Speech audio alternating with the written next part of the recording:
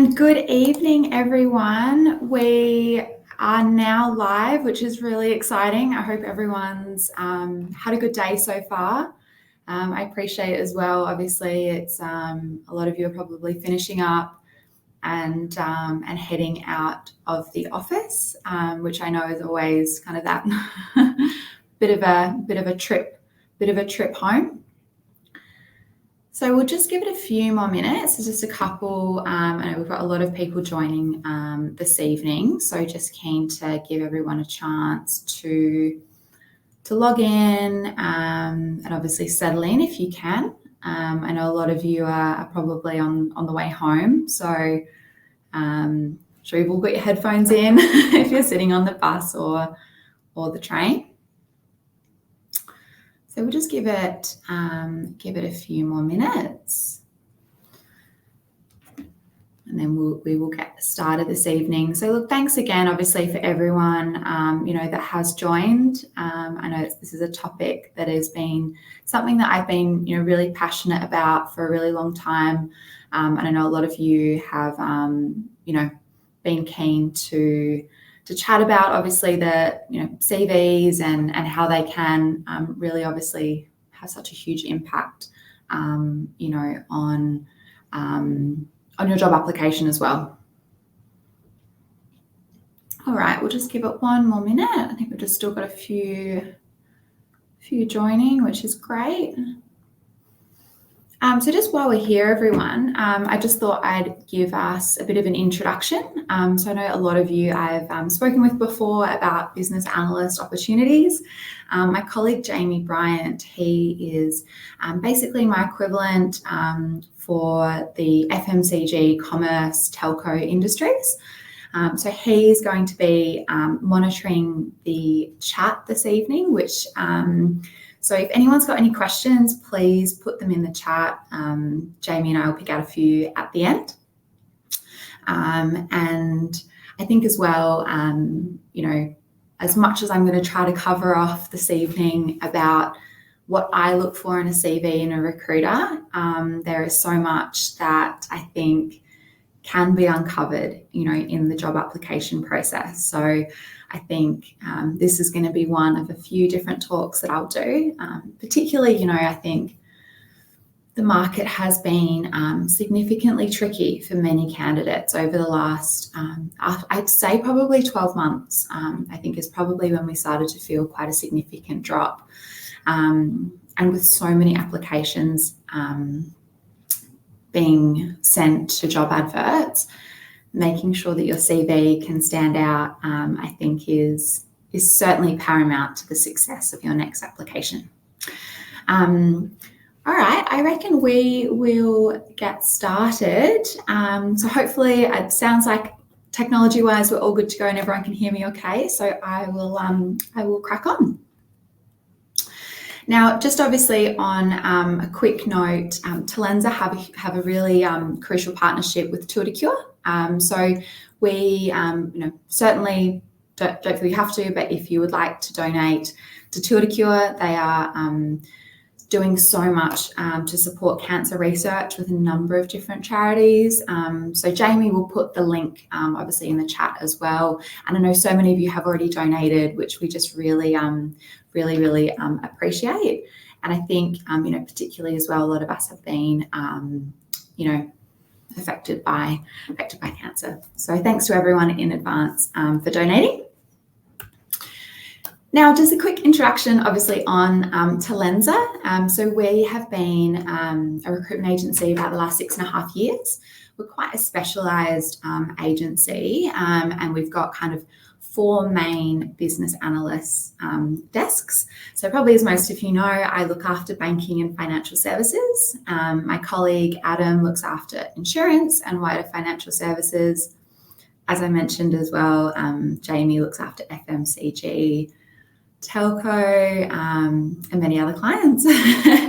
And my colleague Rick, he is the director of our government desk. So if you wish to connect, obviously, with any of us over LinkedIn, you can just click the QR code, on the screen. And obviously worth connecting, like with all of us, we do post quite frequently on any job openings. But look, the best place to check out for our openings is obviously on our Talenza website. Alrighty, so let's get stuck into what we're all here to talk about this evening.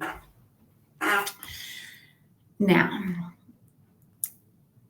the importance of your CV, as I kind of already touched on a couple of minutes ago, I think, it is a first impression, just like anything. The first time you meet someone, that first look of your CV is always going to make an impression on not only the recruiter, like myself, that obviously sees it come in, but also if you're sending it directly, to a friend, or obviously as well once it passes through that initial application to a hiring manager.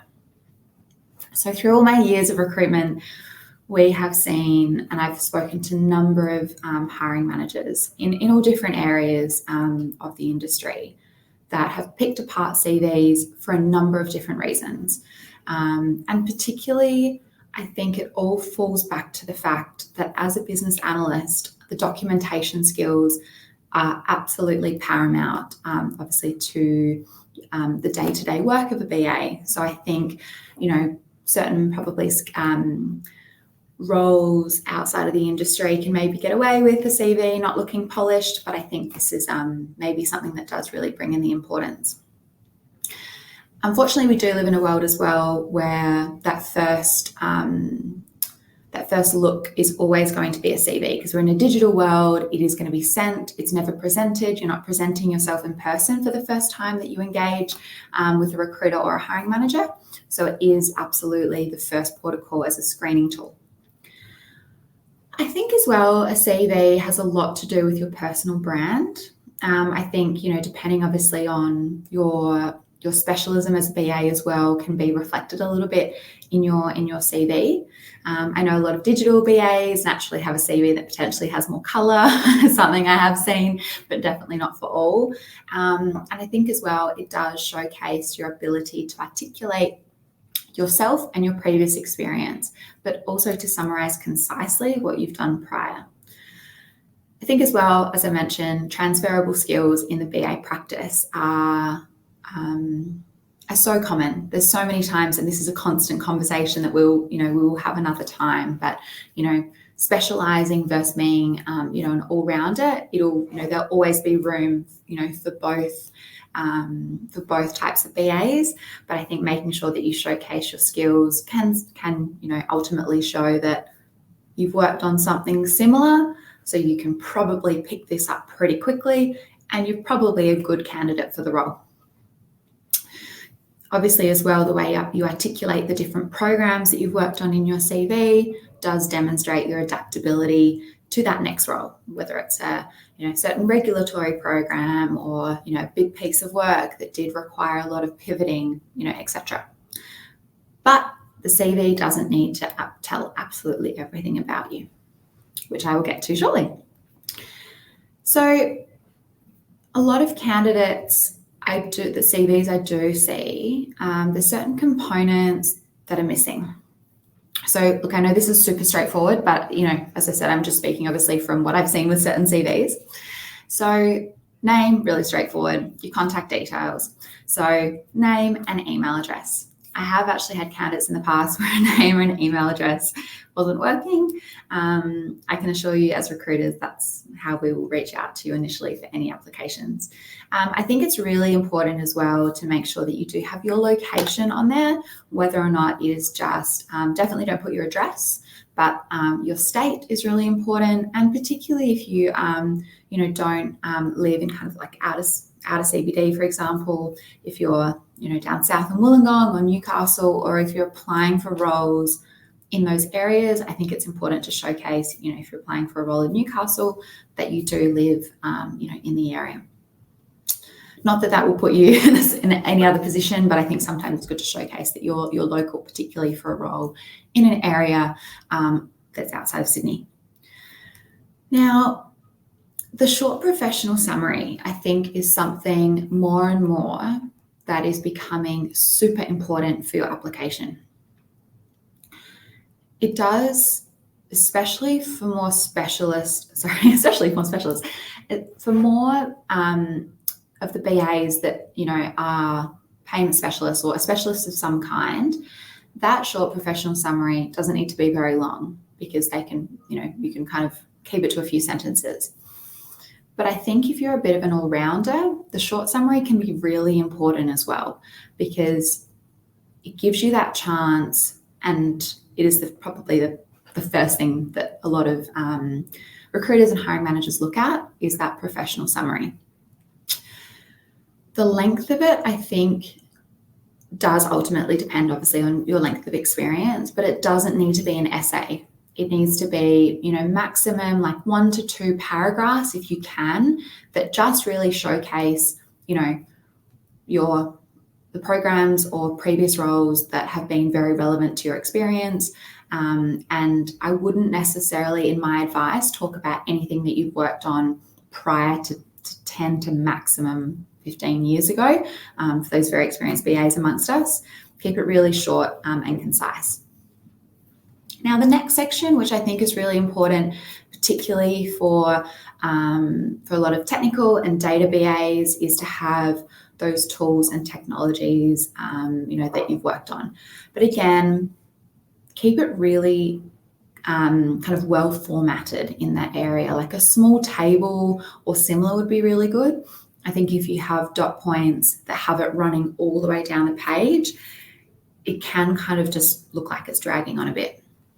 Now, the key skills section can be kept quite short as well. You don't necessarily need to make that super long, but, particularly mentioning, Jira and Confluence, I think, in the tools section, I think is important, and SQL or similar in that section, I think, is great. Hopefully that makes sense. Obviously, any questions, feel free to add them to the chat, and Jamie will get to them, obviously, at the end. Now, the career summary. So this can be written, I'm definitely not saying that there's a certain way to write this, but I think there's a certain way that to format it that I will get to, that I do think is crucial. So having your company written as a word is really important. So I know a lot of business analysts like to have a picture or a little logo for the company that they've worked on before. My advice to be is to actually write the name of the organization. And to be honest, I think it's just because sometimes the logos, when they come through what's called an applicant tracking system, which is what recruitment agencies use, we use the terminology ATS. When it comes through that, sometimes the images can be kind of moved around. So I think it's always good to actually have it formatted as a word. Now, the time frame is also quite important. You definitely want to put the month and the year there. You don't need to put the date, but definitely putting the month and the year, and putting it over on the right-hand side column, I think, in my opinion, looks really good. So having, March, finished March 2024, started March 2024 until obviously moving to the future, March 2025, for example. So just having that there on the right-hand side. Now, so you've put the company and you've put the time frame, they can go on the same line. And then the next line is the title of the position. So look, I know that sounds really straightforward, but if you were a senior BA and a data analyst in the same role, I would put senior business analyst / senior data analyst in the same, just with a little hyphen. I think for a lot of lead BAs as well, I would definitely make sure that you do put lead BA, but then if you were quite hands-on as a senior BA, then you can kind of add that into the section, but just obviously keep it as lead BA. Now, a short project summary. I've got to be careful with what I say here, because I don't suggest that you write like a full paragraph about the program, but I do think writing the name of the program that you worked on is important, and then maybe like one sentence about it. So, for example, if you were working on like a, digital uplift, then you would put, kind of maybe not necessarily then what the internal name of the program was, but a brief summary on what the digital uplift was and whether or not it was, for example, the digitization of paper forms. You could put that just as one sentence. Now, in the next section on the day-to-day responsibilities, I have seen so many different CVs, obviously, throughout my time. My personal recommendation for this one is try to keep it to like 6 dot points per program. If this was a contract role and you're only there for like, say, 6 to 12 months, try to keep it to 6 dot points.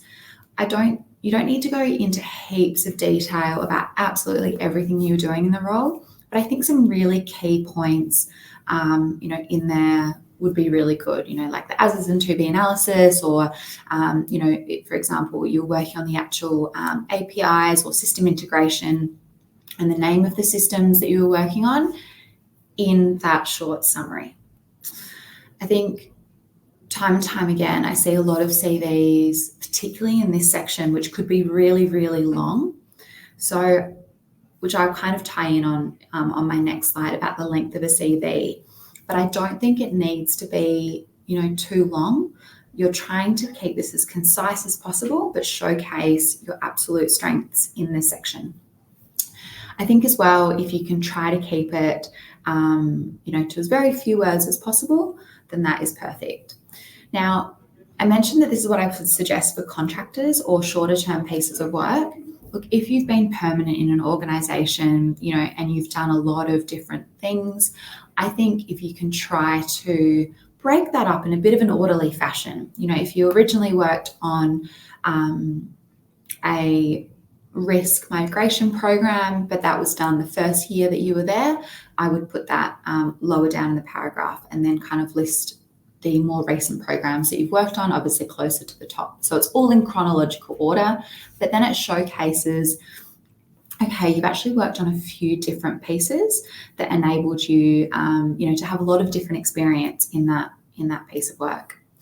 Again, I'm not saying that a CV, will be ruled out because it's got too much than dot points, but I have seen a lot that have been able to kind of keep it to that.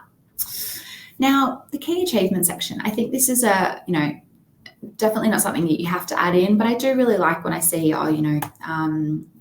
received an award, company award, or just we were able to successfully deliver the program, on time, things like that I think you should be really proud of, obviously. Like I know that kind of is, is very straightforward, but I think it's something that you can add in that shows what you kind of got out of that program as well.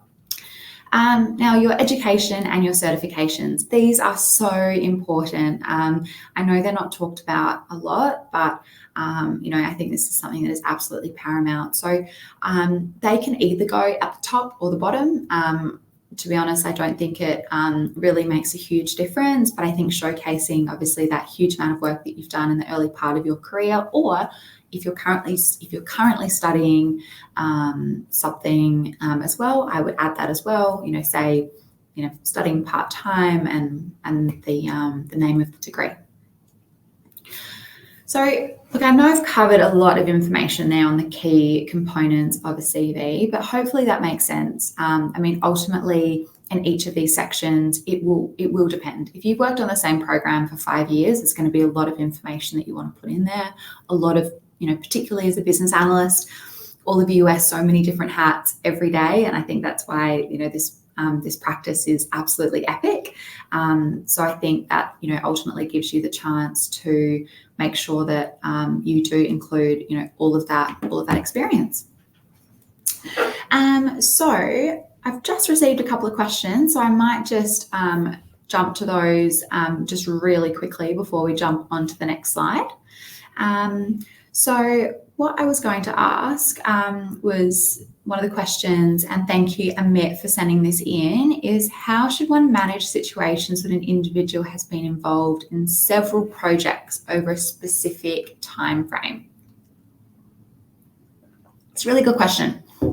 So I think the key to this is to you could do it a couple of ways. My advice would be to add in, project 1, project 2, project 3. And if you were doing very similar work on each of those projects, then you probably don't need to write 18 dot points. You only need to write 6, but you can include the 3 programs that you worked on at the top. Because honestly, what we do is when we check the CVs, we can see what kind of programs you've worked on previously. So hopefully that helps. All right, we'll jump across to the next slide. Now, formatting. I giggle at this because I know this is something that so many of us, word formatting is something we did back in, primary school days. So I know this is like super straightforward, but I can assure you having a nicely formatted CV will make your life so much easier. And also, if you don't make it too complex, it does make it easier to update, in the future. So there are definitely some beautiful CVs that I've seen that have been made in Canva or similar. My advice to you is Word is your friend.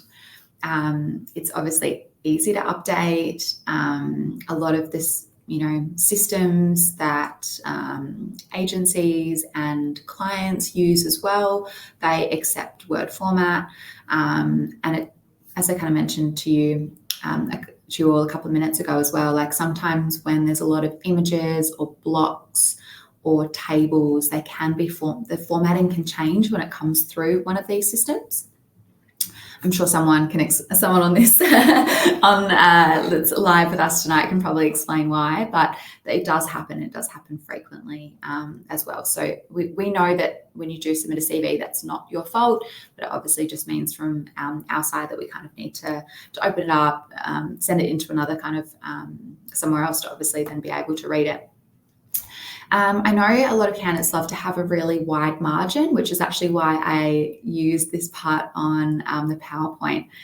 I personally, if it was my CV, I would actually avoid it. And the reason is, I think, just because you want there to be as much information, obviously, on each page as possible without making it look overcrowded.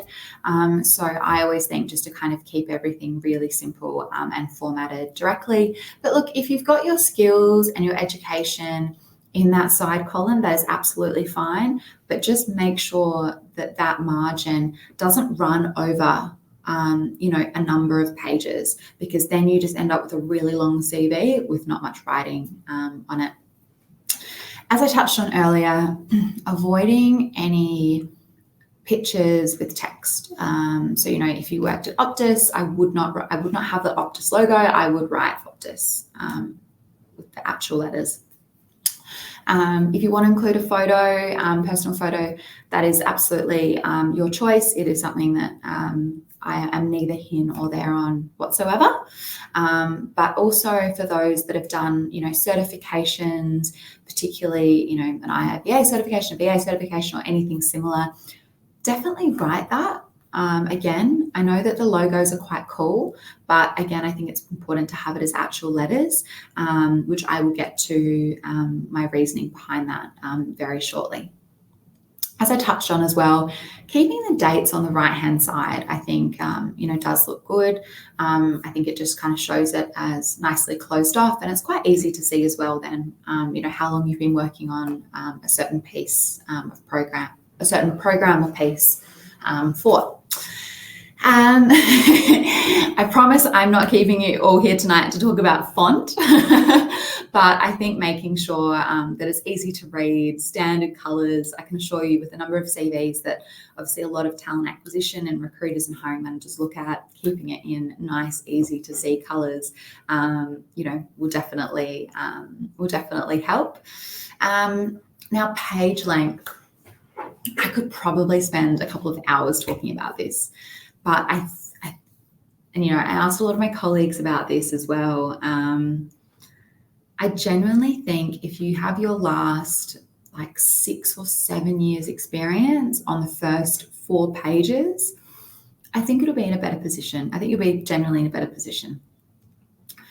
I actually caught up with the hiring manager, probably 3 months ago, and we were talking about candidates and the rest of it, and he actually said he would kind of print off print off the first 4 pages of a CV.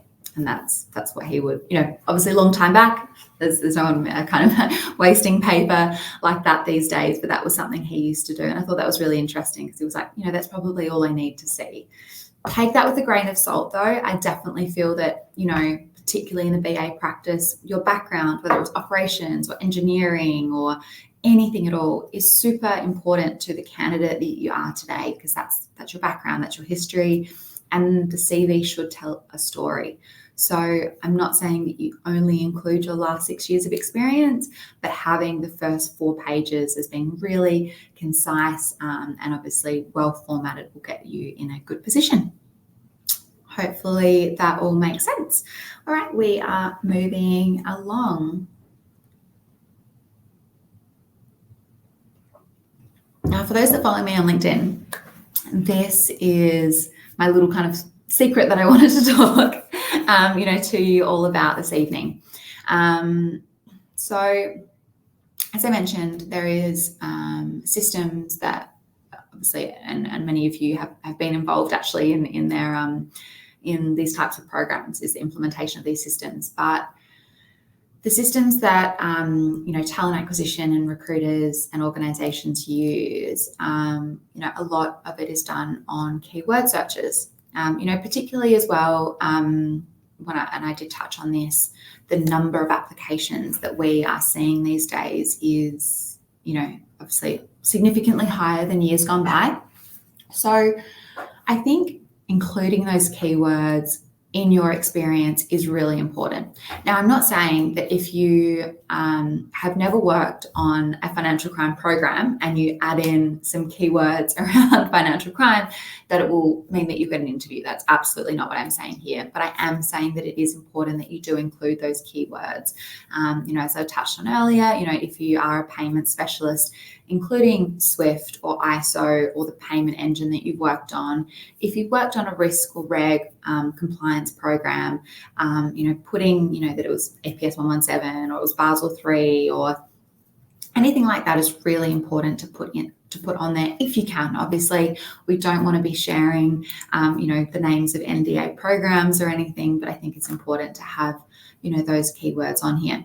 So thanks to my friend ChatGPT, these are not real CVs, obviously, and as you can probably pick up as well, I don't particularly like where ChatGPT has actually added in those dates. I would actually like them to move, to the side. So you can see here, obviously the mention of KYC and AML procedures, that would obviously flag up in the search. And as you can see in the second one, we've got a couple of keywords that have shown up. If I was potentially looking for a candidate that had worked on a digital transformation, which had involved a migration, potentially within or to and from new CRM systems. As you can see as well, I have actually highlighted Agile in there. So I haven't really talked about this too much this evening, just because, it is a word that's kind of floating around a lot and has been, for the last kind of 5 years or so. I think genuinely, and we see so many different kinds of Agile, so this is a conversation that, definitely doesn't relate to Waterfall and Agile, but I think mentioning how the program was delivered or the kind of environment that you've been in, I think is also really important. I definitely don't think it would, if you didn't mention it, that that your CV would be rejected. But I think it just gives whoever is reading your CV an indication on what kind of environment, if it was a really fast-paced agile environment, or if it was a little bit more waterfall. But you don't need to go into detail on that. Just one word mention is absolutely fine. There are a lot of different ways to incorporate keywords. Definitely don't make it something that just flows throughout your entire CV. I think you do need to make sure that it's used in the right positions. But yeah, definitely adding that in. And honestly, when I wrote this slide, I was thinking the number of times I've had, conversations with my candidates, around certain programs, and they maybe didn't mention, a certain piece of work on there, which is absolutely fine. And that's, naturally your CV is never going to be perfect, and it's not meant to be. But I think looking at the job that you're applying for, and I'll go back to my really simple example tonight of digital transformation. If you're applying for a digital role and you don't have, the kind of digital keywords throughout your CV in a number of key areas where you have worked on it before, I would advise editing your CV before submitting it. But if you are someone that's also worked in a lot of risk and regulatory programs and you're going to apply for a risk and regulatory BA role, then I would make sure that you add in those keywords or specific parts of experience to your CV for that next piece of work. For that next application. And it was a conversation I've had a number of times as well, is sometimes you might need to adjust your CV depending on the role that you're applying for, particularly in this market when it does remain, really specialized. Just on that though, as I kind of mentioned earlier, recruiters, we're specialists, so necessarily adding in keywords, there are multiple reasons why or why not you may or may not be shortlisted. So definitely just making sure that you're adding, your CV just remains an absolute point of truth as well. Hopefully that has given you all a bit of an insight into how it works, obviously on the other side of the fence. So look, I hope that has been really helpful for everyone here this evening. As I said, the joy of recruiting within the BA practice is super special, and that's, I think, as many of you that I do know well, and for many that I will meet, that I'm super passionate, about this, and I think making sure that even if just a few of you tonight update your CV and it hopefully puts it in a better position, for your next role, then my job is done. And it was actually quite funny. I'll quickly tell stories. We've got a couple of minutes before I jump into some questions.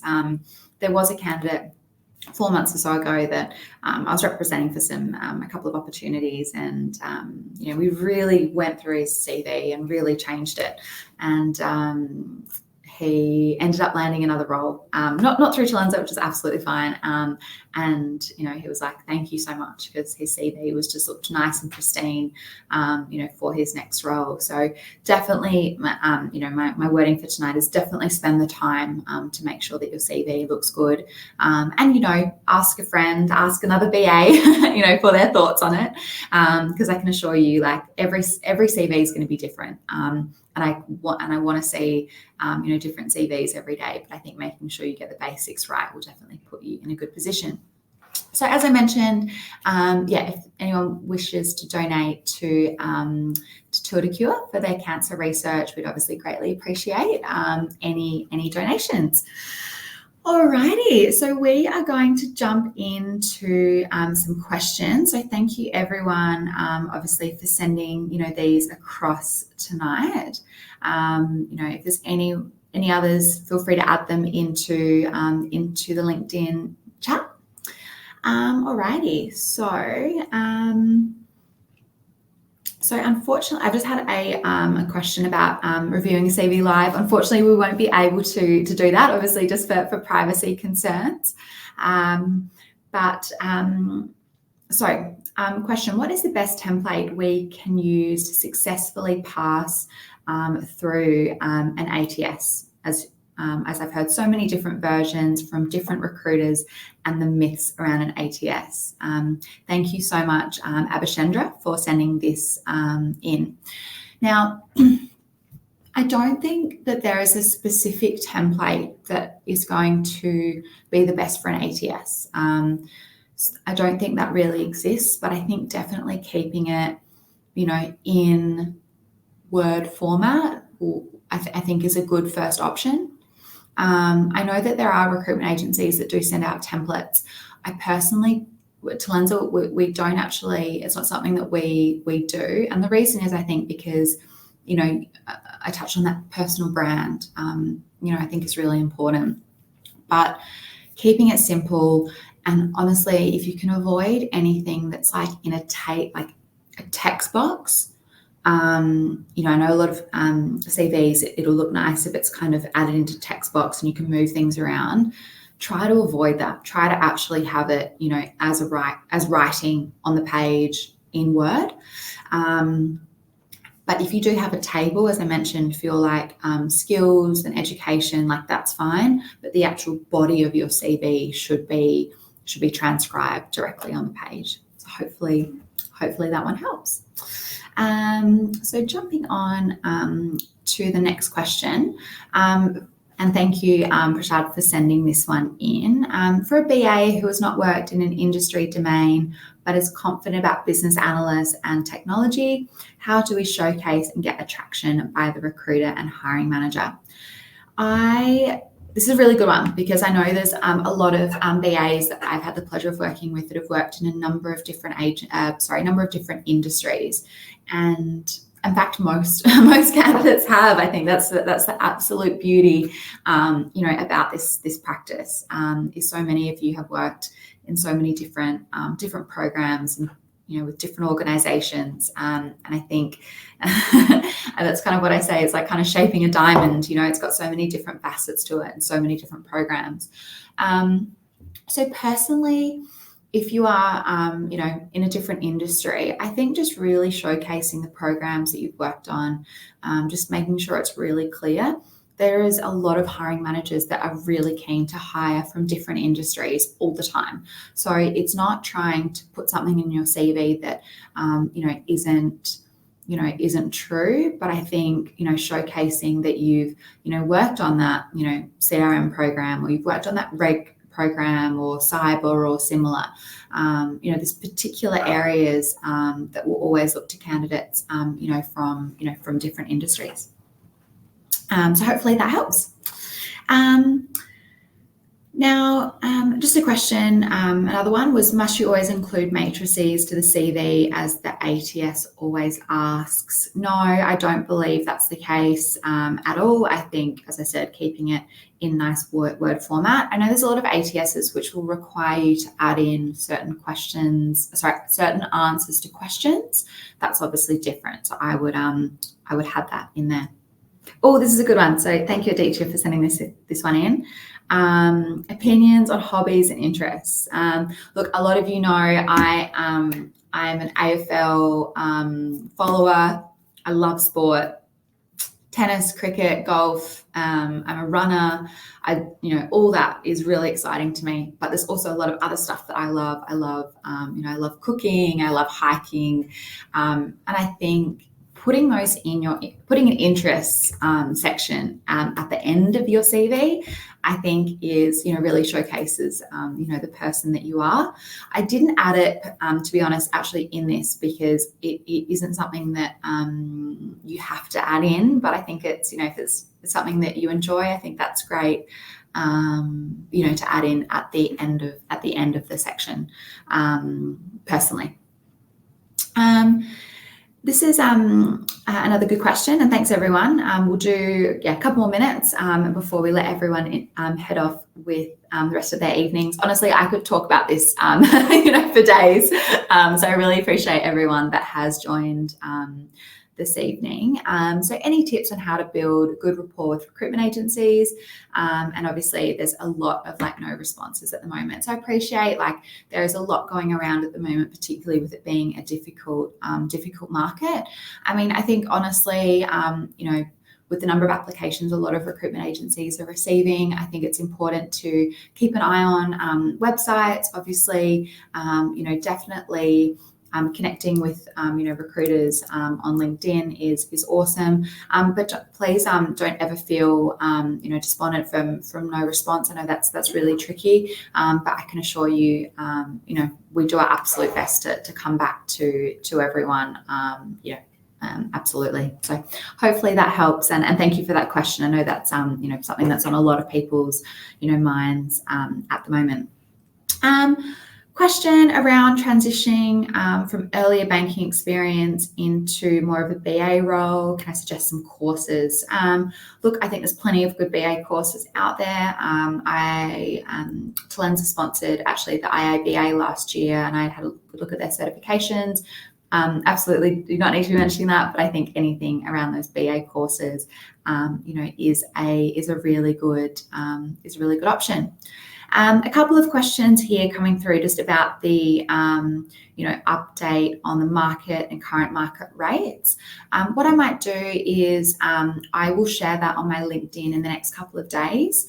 I think and probably something that I'm really cautious about sharing at the moment is we have definitely seen a decrease in rates and salaries over the last kind of 12 months.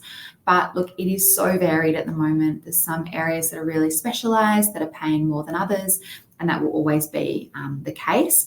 But we are in a constantly evolving landscape. So I won't comment on that, but I will obviously stay tuned on my LinkedIn for the next couple of days, because Talenza has just done a bit of a salary survey. So we're just collecting some data, on that at the moment.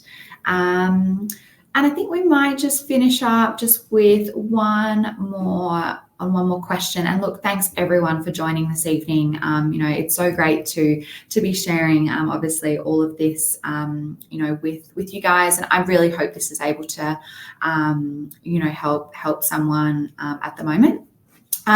So thank you, Sai, for this question. I've done a couple of LinkedIn certifications for business analysis. Do recruiters see it as a valid certification at the time of hiring?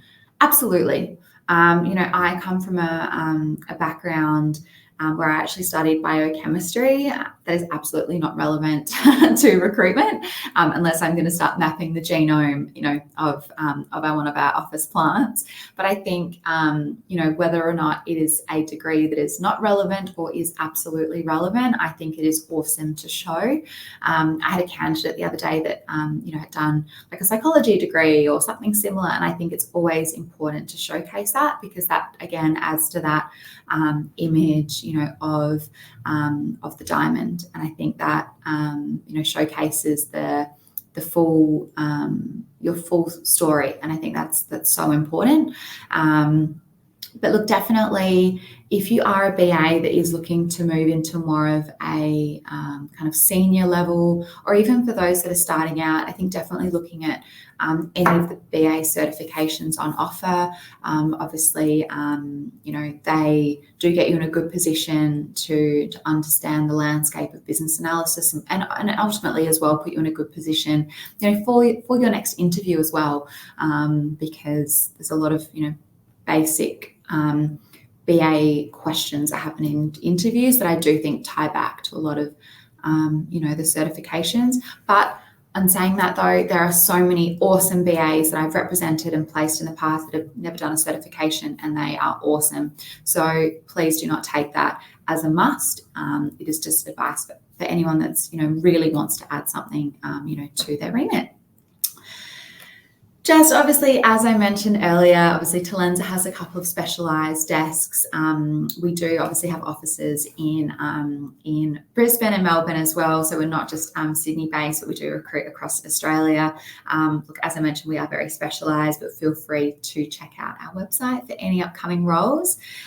Thank you so much to my colleague Jamie, who was my tech support and question support this evening. You've been absolutely epic. And obviously to Talenza Marketing and to Cure, for partnering with me this evening. So look, thank you so much everyone for joining this evening. I really hope that this has been, you've seen the insights of how we go about looking at CVs, and hopefully this helps you land in your next role. I appreciate it as well. It is a super difficult market at the moment. It is very competitive. My last bit of advice to you is don't be turned away by the number of applications on a certain role, even if it's hundreds, because I can assure you it doesn't necessarily mean that your CV won't be viewed, but I do know it takes time to apply for every role. So making sure that you're applying for roles that are relevant to your skill sets will obviously save you time. And I wish all of you the best. If anyone is currently searching, I wish you the best in your job search. So thank you so much to everyone again for joining this evening, and we will hopefully be in touch again in the future. So thanks everyone, and good night.